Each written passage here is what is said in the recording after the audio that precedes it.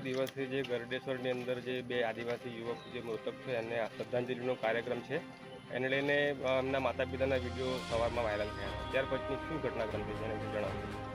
અમે 8 તારીખના રોજ જે સંજય ગજેન્દ્ર મૃત્યુ પામ્યા હતા એ જ દિવસે અહીંયા તમામ આગેવાનો, એમાં સ્થાનિક ધારાસભ્ય દર્શનાબેન દેશમુખ, ઘનશ્યામભાઈ પટેલ અને જિલ્લા પંચાયતના પ્રમુખ વિનસિંહભાઈ તડવી અને હું પોતે રણજીતભાઈ તડવી સાથે ચંદ્રકાંતભાઈ તડવી અને નિરંજનભાઈ, તમામ આગેવાનો ત્યાં ભેગા થઈને અમે નક્કી કર્યું હતું કે 9 તારીખે આદિવાસી દિવસ છે અને આક્રોશ દિવસ તરીકે બંધ પાડીને મનાવવામાં આવશે કેવડિયા અને ગરુડેશ્વરમાં, અને 13 તારીખે શ્રદ્ધાંજલિનો કાર્યક્રમ રાખવામાં આવશે. એ કાર્યક્રમના ભાગરૂપે અમે 8 તારીખે એસપી સાહેબને પણ મળીને ગયા હતા. એમણે પણ અમને હકારાત્મક જવાબ આપ્યો હતો કે તમે આયોજન કરીને અમને જણાવજો.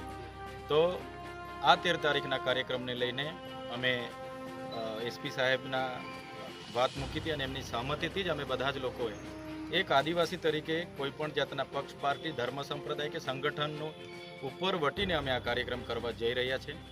ત્યારે ગઈકાલે કેટલાક લોકો દ્વારા એમના પિતાશ્રીને, જયેશભાઈના પિતા સના તડવી અને સ્વર્ગીય સંજયભાઈના પિતા ગજેન્દ્રભાઈને ગેરમાર્ગે દોરીને કે ભાઈ તમને સહાય મળી છે એ પણ લઈ લેવામાં આવશે, અહીંયા બીજા કાર્યક્રમો થશે તો તમને જેલમાં લઈ જવામાં આવશે, એવા ડરાવીને બાજુમાં ઊભા રાખીને બોલાવીને એક વિડીયો ફરતા કરવામાં આવ્યા છે. એ પરિવારને અમે જઈને મળ્યા, એમણે પણ અમારી સાથે સહમતિ દર્શાવી છે. આજે પણ દર્શનાબેન દેશમુખ, શબ્દશરણભાઈ અને ભાજપના આગેવાનો બધા અમે સાથે છે. ત્યારે આવતીકાલનો કાર્યક્રમ કોઈ પણ પક્ષ, પાર્ટી કે વ્યક્તિ કે કોઈ સંગઠન કે કોઈ ધર્મ સંપ્રદાયનો નથી. અમારે શોક સભા છે, સવારે ત્યાં પહોંચવાનું છે, ફૂલ અર્પણ કરીને જે અમારો વ્યવહાર હોય છે, ભેટ હોય છે, તે ભેટ મૂકીને અમારે ત્યાંથી છૂટા પડવાનું છે. એમાં બધા જ લોકો આવશે.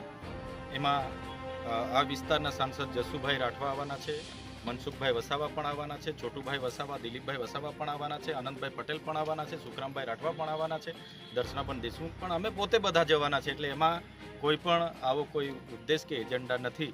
અમે બધા જ આવતીકાલે ત્યાં જવાના છે. હમણાં એસપી સાહેબ સાથે ચર્ચા કરવા માટે બેઠા હતા, એમણે પણ સકારાત્મક જવાબો અમને આપ્યા છે.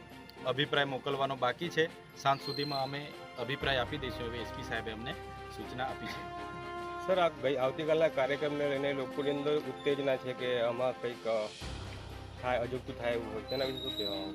આદિવાસી સમાજ એ સંસ્કારી અને શિસ્તબદ્ધ સમાજ છે.